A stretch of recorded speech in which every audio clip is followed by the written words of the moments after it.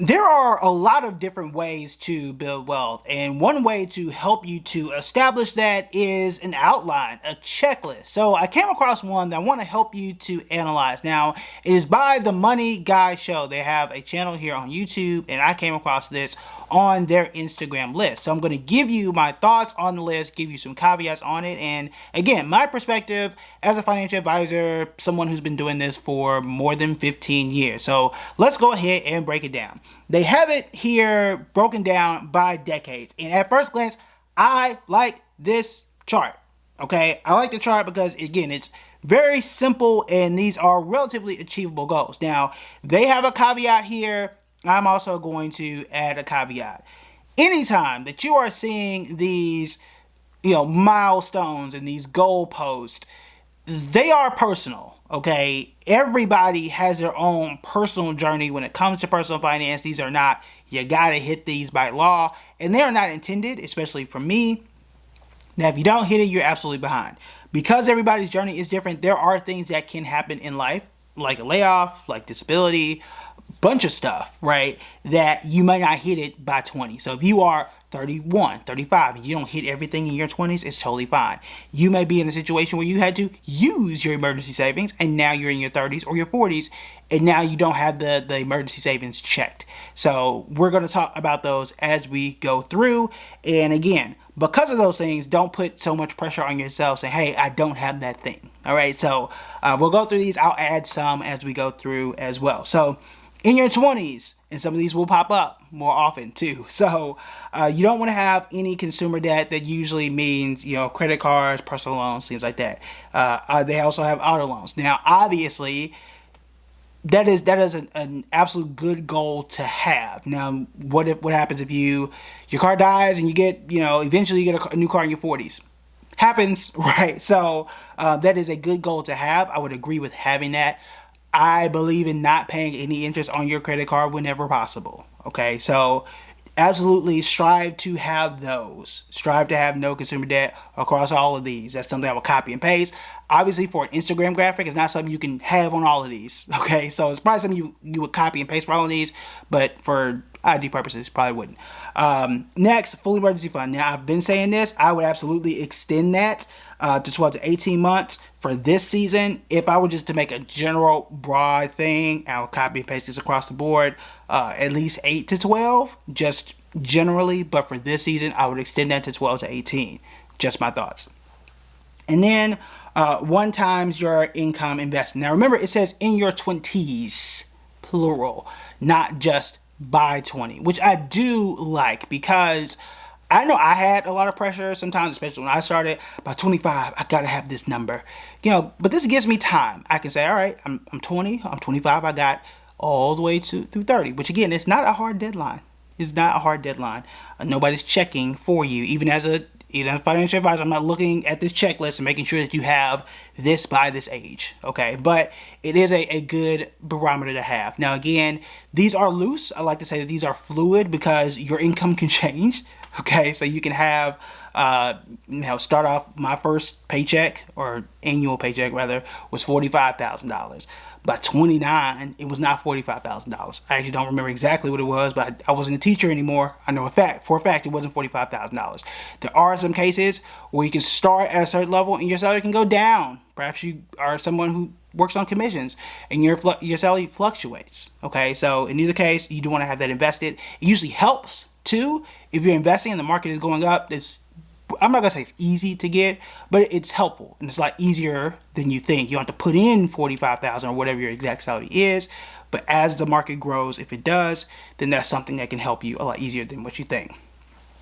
As we move on to your 30s, 25% savings rate. Now, it says reach the difficult savings rate. I'm glad they put the word difficult there because I do think that it's kind of difficult, of reaching 25 of your gross income. Now, it doesn't specify how to get that. Now, I start off by saying trying to get 12 to 15% of your income in your 401k. So there's that, right? Which would leave me with 10% left. And maybe I'm putting 10% in my savings account. Then maybe that's that. So if I'm doing that, then yes, you can check that box.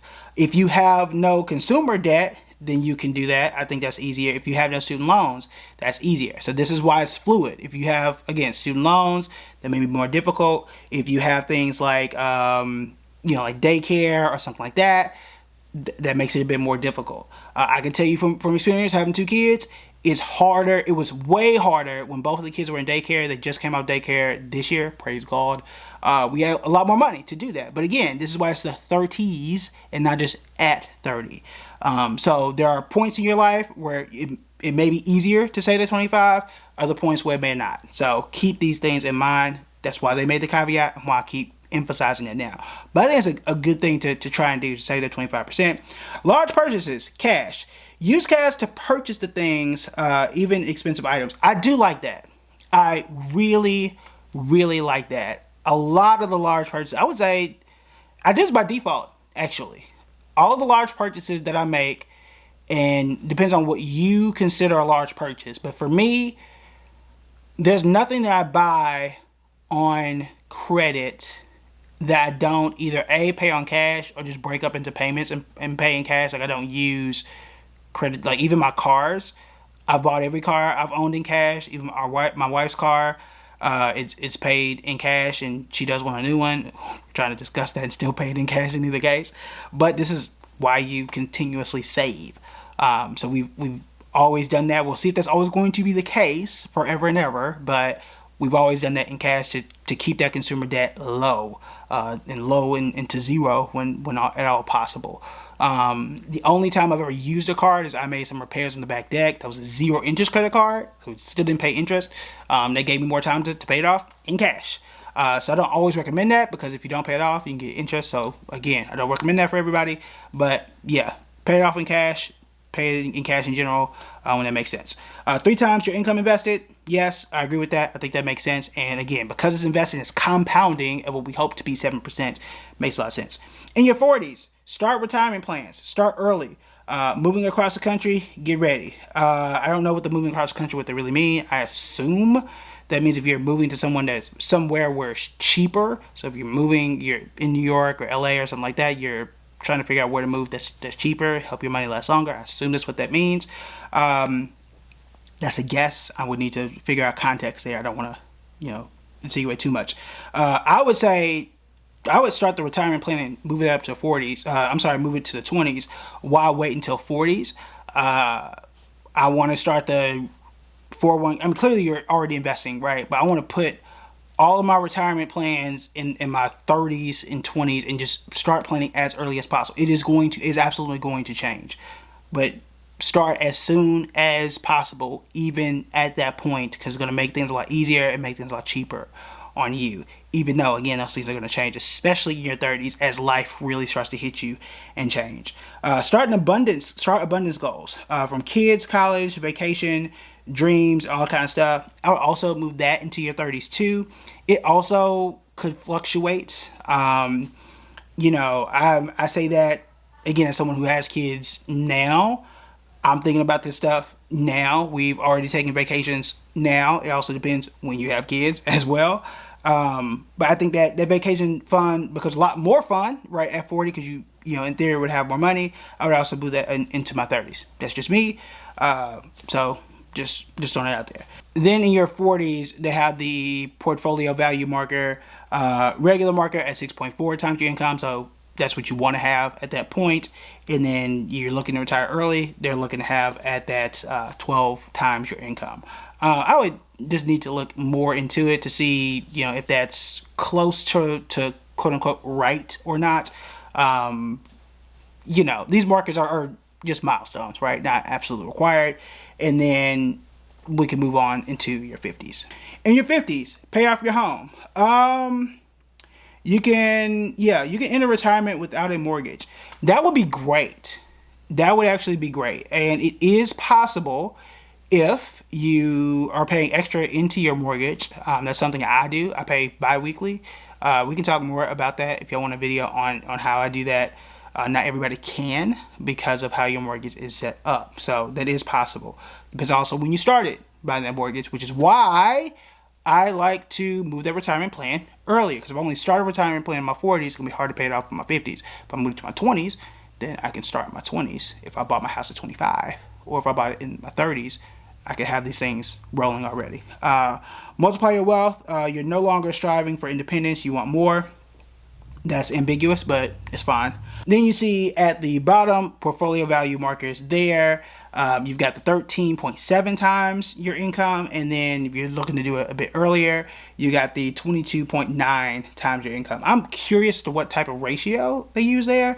Now, I see some people, a lot of people usually use 25 times your income as being like the goal. Once you hit 25%, you can absolutely retire, because that allows you to withdraw 4%. You can see like the fine print down there. Again, I'm not going to go into super math and stuff, because I would need to do my own analysis on it and see how all that math shakes out. And it also depends on what your portfolio grows at. The rationale here, right, is that if my portfolio grows at 7 and I'm withdrawing 3, right, and inflation is at 2, that gives me a cushion where my portfolio is always growing and at least not losing money to inflation and me taking out money. So I always have some money, some principal there. I don't want to eat into the principal by taking it out and just living. That's the entire point. So, you know, the early retirement is just withdrawing 3. Well, what if inflation is 3? What if inflation is 4? What if it's 9, like we have seen in like early 2022? That wouldn't be great, right? That wouldn't be great for anybody. But in 2025, I don't know if I want to withdraw 3. I definitely wouldn't want to withdraw 4 if inflation is 3. That's not going to help me. So it depends. But in real life, there are chances where your withdrawal weight does change. But it's just a rule of thumb. This is just a rule of thumb. But in general, I do like this. There are very few changes I would make just as a general marker. I would move around the retirement goal. I like the fact that it's saying no consumer debt, pay things off in cash in certain places, have an abundance funds. I like the fact that it's saying, hey, enjoy your money once you've taken care of these big priorities. Obviously, I would save more, as mentioned, but I do like that it organizes a lot of your thoughts, and it's something to work from. I think the most important thing is take it, organize it for where you are and what you are trying to do. So whatever age you are, say you're 25, you can say 25, 35, 45, 55, and whatever, and fit whatever you need to fit in those boxes. But I do think it is pretty good. Feel free to, check out their channel. Feel free to check out them on Instagram. This is the only thing I've seen from the channel, so I'm not sitting here and endorsing all of this stuff. I just like this particular post. Okay, so I'm just saying that. But those are my thoughts and my adjustments to it based on what I've seen. But I do like what I saw and want to give you my thoughts. If you want to know more about personal finance, money, investing, anything else, you want to check out this video right here.